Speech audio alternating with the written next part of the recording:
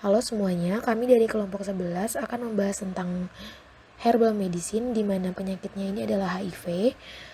Seperti yang kita tahu bahwa HIV sendiri belum ada obat untuk menyembuhkan penyakit ini. Tapi ada beberapa terapi pendukung untuk meringankan HIV. Salah satunya adalah obat tradisional. Jadi di sini kami akan membahas beberapa tanaman obat untuk membantu meringankan HIV. Anggota kelompok kami yang pertama Vincentius Apollo-Katupu dengan NIM 188114155. Yang kedua ada Maria Y. Ijewawo dengan NIM 188114168. Dan saya sendiri Paulina Nadia Ferranti Pebi Lorenza dengan NIM 18811414180. Adapun agenda yang akan dibahas, yang pertama ada pendahuluan, yang kedua tinjauan pustaka, yang ketiga pembahasan, yang keempat kesimpulan, yang kelima daftar pustaka. Berikut latar belakang. Indonesia itu merupakan salah satu negara pemakai tumbuhan obat terbesar di dunia, bersamaan dengan negara lain di Asia seperti Cina dan India. Nah, hal ini berkaitan erat dengan kekayaan sumber alam yang dimiliki serta keragaman budayanya yang terpelihara sampai saat ini. Hutan tropis Indonesia itu menyimpan ribuan spesies tumbuhan berkhasiat obat dan dihuni oleh berbagai suku bangsa dengan pengetahuan pengobatan tradisionalnya masing-masing. Organisasi Kesehatan Dunia atau WHO memperkirakan sekitar 75-90% masyarakat dunia yang tinggal di pedesaan masih menggantungkan dirinya terhadap tumbuhan obat sebagai pilihan utama dalam pengobatan dan merawat kesehatan mereka. Nah, tanaman obat herbal berkhasiat ini sudah digunakan sejak zaman dahulu dan dimanfaatkan oleh masyarakat Jawa. Pengobatan tradisional terhadap penyakit itu menggunakan ramuan-ramuan dengan bahan dasar dari tumbuh-tumbuhan dan segala sesuatu yang berada di alam. Sampai sekarang, hal itu banyak diminati oleh masyarakat karena biasanya bahan-bahannya dapat ditemukan dengan mudah di lingkungan sekitar. Yang berikut untuk penyakit HIV/AIDS.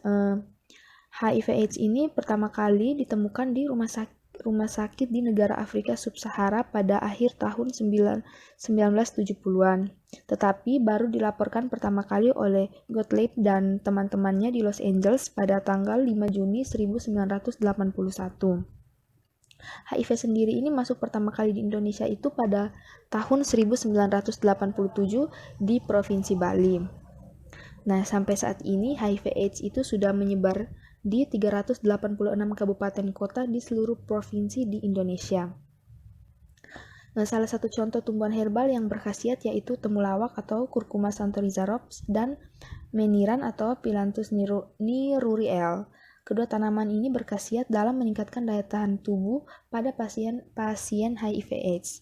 Temulawak itu memiliki kandungan kurkumin, sedangkan meniran itu memiliki kandungan alkaloid, saponin, dan flavonoid. Pada tahun 1987 sampai dengan tahun 2019 di bulan Maret kemarin itu kasus HIV/AIDS yang telah dilaporkan itu sejumlah 89,7% dari 514 kabupaten kota yang berada di Indonesia. Nah, data ini menunjukkan bahwa kasus HIV/AIDS itu cenderung meluas keberadaannya. Pada bulan Maret 2019 itu jumlah kumulatif dari kasus HIV itu sebanyak 58,7% dari estimasi OTHA dan tahun 2016 itu sebanyak 640.443 orang. Nah, untuk saat ini itu ada 5 provinsi dengan jumlah kasus HIV tertinggi, yaitu DKI Jakarta sebanyak 60.501 kasus. Yang keduanya itu ada Jawa Timur, itu 50.060 kasus. Jawa Barat itu sebanyak 35.529 kasus. Papua itu 33.485 kasus. Dan Jawa Tengah itu sebanyak 29.048 kasus. Yang berikutnya itu ada juga 5 provinsi dengan jumlah AIDS terbanyak, yaitu Papua itu sebanyak 22.544 orang. Jawa Timur itu 20.113 orang. Jawa Tengah 10.548 orang. DKI Jakarta itu ada 10.116 orang dan Bali 8.147 orang. Selanjutnya ada rumusan masalah. Yang pertama, bagaimana aktivitas temulawak dalam meningkatkan daya tahan tubuh dan sebagai antioksidan pada ODHA atau orang dengan HIV/AIDS. Yang kedua, bagaimana aktivitas meniran dalam meningkatkan pertahanan tubuh dengan mengikat radikal bebas pada ODHA atau orang dengan HIV/AIDS. Selanjutnya ada tujuan. Tujuan yang pertama mengetahui aktivitas temulawak dalam meningkatkan daya tahan tubuh dan sebagai antioksidan pada ODHA. Yang kedua, mengetahui aktivitas meniran dalam meningkatkan pertahanan tubuh dengan mengikat radikal bebas pada ODHA. Adapun manfaat yang akan didapat, yaitu diharapkan dapat menambah wawasan mengenai fungsi tanaman obat, yaitu temulawak dan meniran, dalam meningkatkan daya tahan tubuh, serta sebagai antioksidan pada ODHA, atau orang dengan HIV/AIDS. Baik, selanjutnya ada tinjauan pustaka. Human Immunodeficiency Virus atau HIV merupakan retrovirus yang menjangkiti sel-sel sistem kekebalan tubuh manusia, terutama CD4 positif T sel dan makrofag yang merupakan komponen-komponen utama sistem kekebalan sel, dan menghancurkan atau mengganggu fungsinya. Infeksi virus ini mengakibatkan terjadinya penurunan sistem kekebalan yang terus-menerus yang akan mengakibatkan defisiensi sistem kekebalan tubuh. Menurut Debcast RI 2003, AIDS adalah singkatan dari Acquired Immunodeficiency Syndrome yang merupakan dampak atau efek dari perkembangbiakan virus HIV dalam tubuh makhluk hidup. Sindrom AIDS ini timbul akibat melemah atau menghilangnya sistem kekebalan tubuh karena sel CD4 pada sel darah putih yang banyak dirusak oleh virus HIV. Akhir-akhir ini telah dilakukan banyak penelitian mengenai obat tradisional yang digunakan sebagai terapi pendukung. Menurut BPOM, obat tradisional adalah bahan atau ramuan bahan yang berupa bahan tumbuhan, bahan hewan, bahan mineral, sediaan arian atau galenik, dan juga campuran dari bahan tersebut yang secara turun-temurun telah digunakan untuk pengobatan dan dapat diterapkan sesuai dengan norma yang berlaku di masyarakat. Namun pada kali ini kita akan memfokuskan pada ramuan bahan yang berupa tumbuhan obat.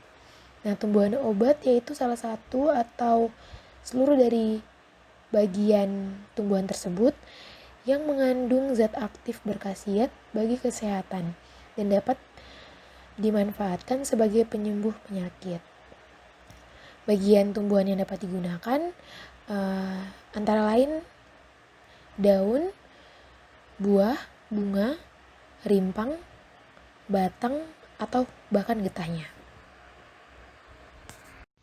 Berikut kita akan masuk ke klasifikasi kandungan kimia serta morfologi dari temulawak. Yang pertama, klasifikasi dari temulawak terdiri dari divisi yaitu Spermatophyta, subdivisi Angiospermae, kelas Monocotyledon, ordo Zingiberales, keluarga Zingiberaceae, genus Curcuma, dan spesies Curcuma santoriza Roosb.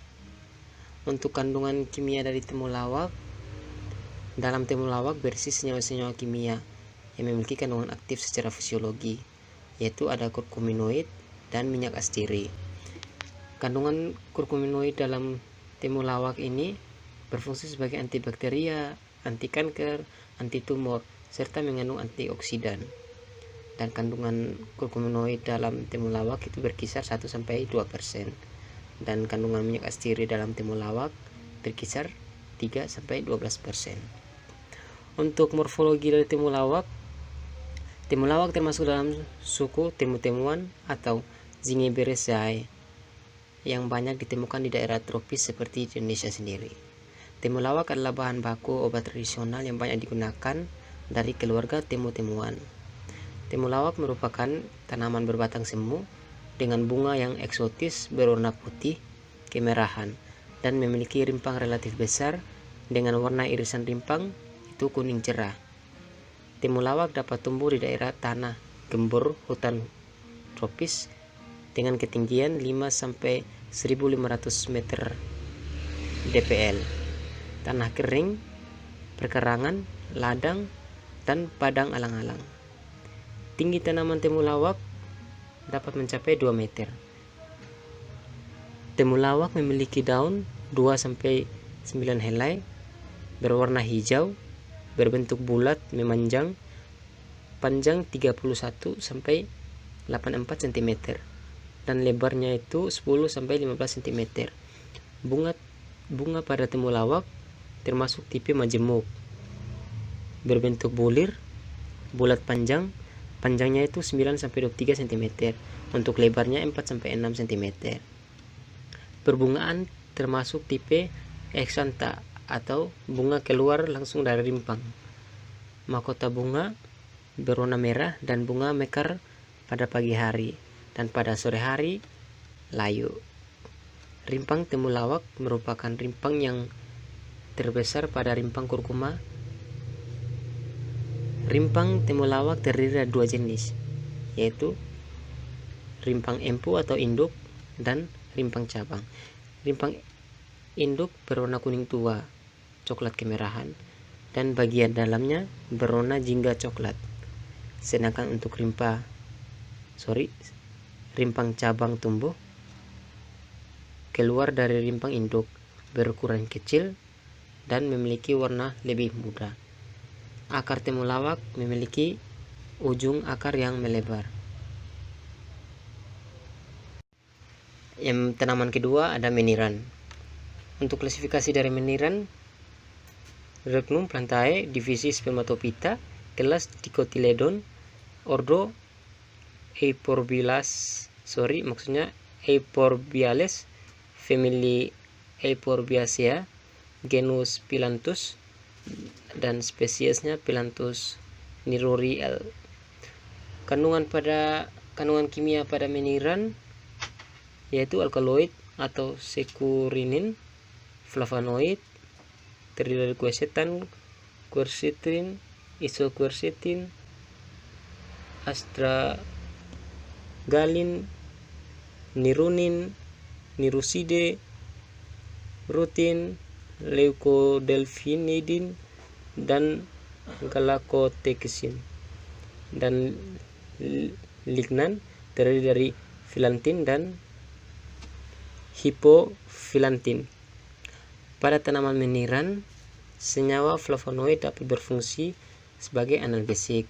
Flavonoid merupakan senyawa yang mampu melindungi membran lipid dari kerusakan dan menghambat enzim siklooksigenase 1 yang dimana dia mengatur jalur pertama sintesis mediator nyeri seperti prostaglandin.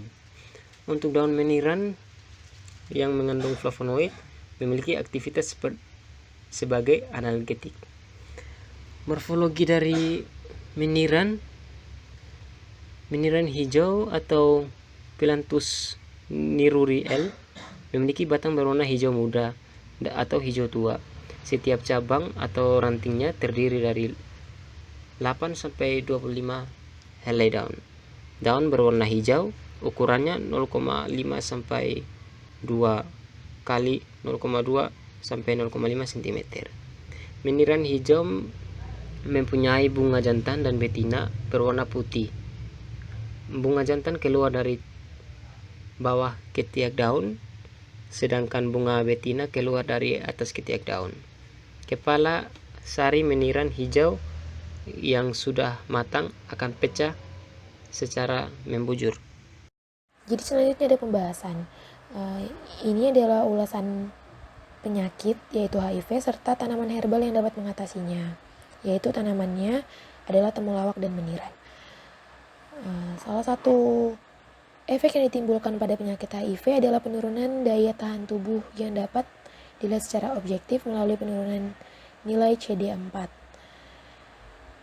Beberapa cara digunakan untuk membunuh virus HIV ini sehingga meningkatkan daya tahan tubuh pada ODHA atau orang dengan HIV/AIDS, antara lain dengan pemberian obat ARV atau antiretroviral virus.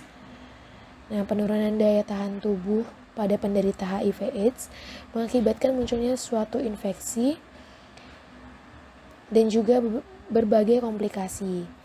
Pengobatan herbal akhir-akhir ini menjadi topik penelitian yang menarik untuk diteliti sebagai terapi pendamping pada ODHA. Salah satu obat herbal yang dapat digunakan untuk meningkatkan CD4 pada ODHA adalah, bukan salah satu tapi salah dua, yaitu temulawak dan meniran. Dimana di sini temulawak mengandung kurkumin yang dapat meningkatkan daya tahan tubuh dan sebagai antioksidan. Dan juga meniran, dia mengandung alkaloid dan saponin yang beraktivitas atau beraksi dalam meningkatkan pertahanan tubuh serta dapat mengikat radikal bebas.